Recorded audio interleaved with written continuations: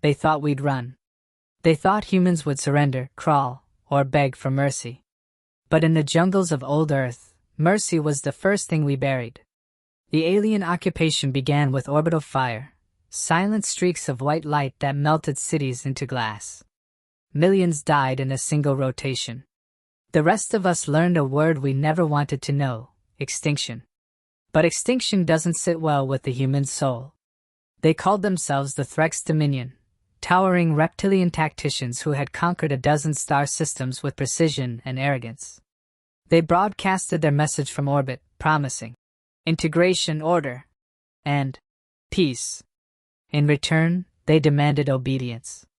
Earth answered with silence. And then, the jungles began to move. The Threx had never fought in humidity thick enough to choke their lungs, where sound carried lies and shadows had teeth. They didn't understand why their patrols vanished, or why the vines themselves seemed to whisper before the ambush came. We learned to hide our heat signatures under mud. We learned to make our bullets out of scavenged alien alloy.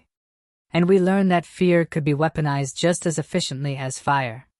They brought scanners and drones. We brought ghosts. From the canopy, we watched them, massive figures in gleaming armor, slow and confident. They saw nothing. Not the human crouched behind the roots, not the motionless figure painted in mud and blood. One quiet breath. One pull of the trigger. And the jungle answered with thunder. Every Threx death became a story whispered over alien calms. The humans are changing. They move without sound. They do not die right. They called us monsters before we even realized what we had become. Because in the end, it wasn't about victory.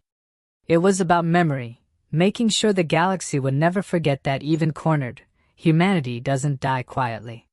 We adapt. We endure. And when forced to survive, we become something far worse than they ever imagined.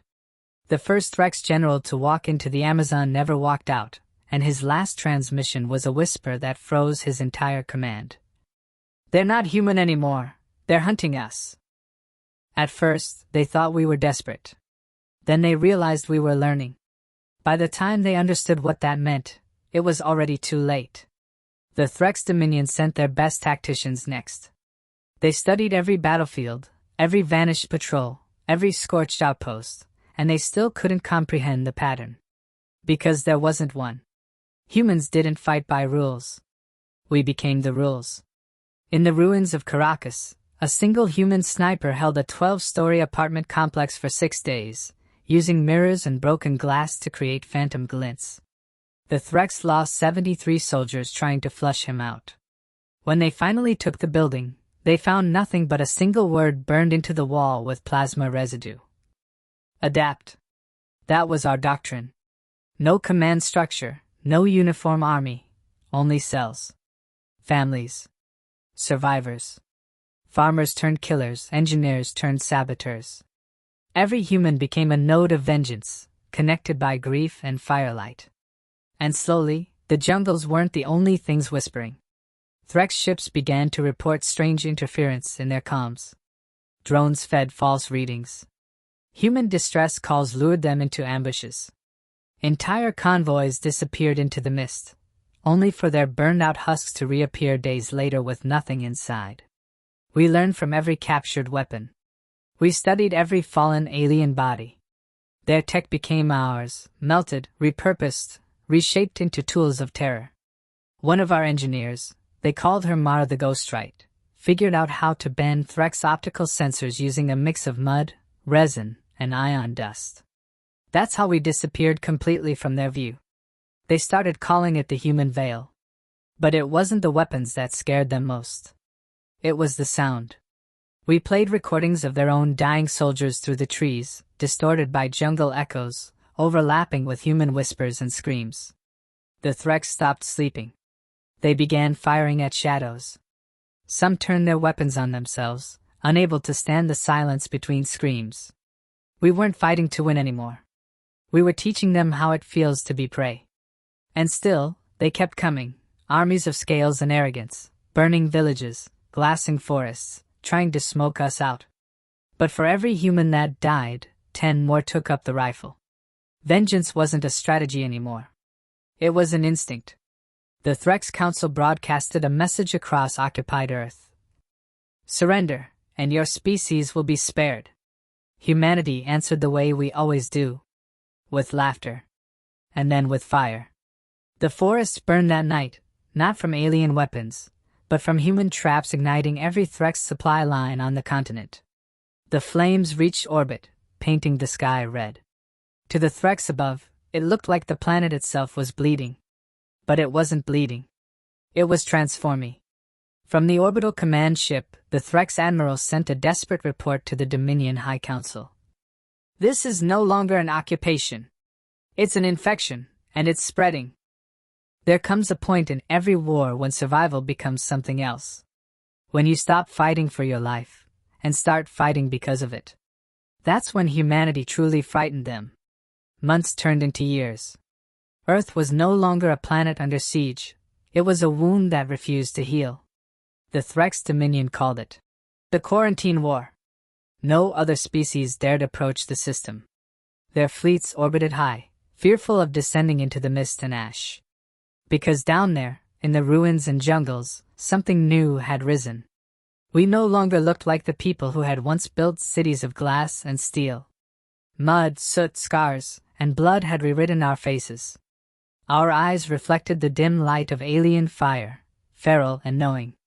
We whispered to one another in code made from children's songs, war poems, and static bursts. To the Threx, our transmissions sounded like madness.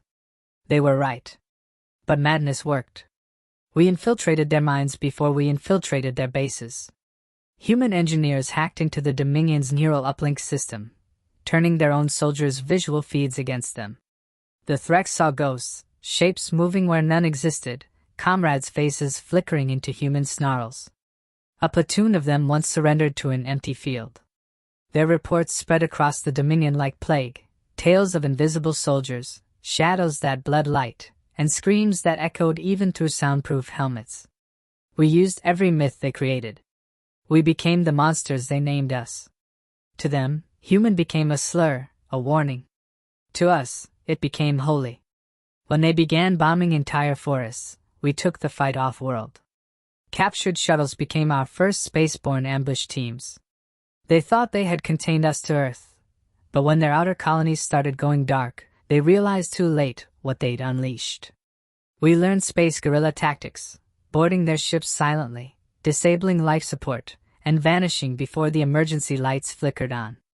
Entire crews were found frozen, their ship logs filled with desperate messages. They're here. They don't use ships. They float. They don't breathe. Rumors spread through the Dominion fleets that humans could survive vacuum, that we'd evolved beyond oxygen, beyond pity.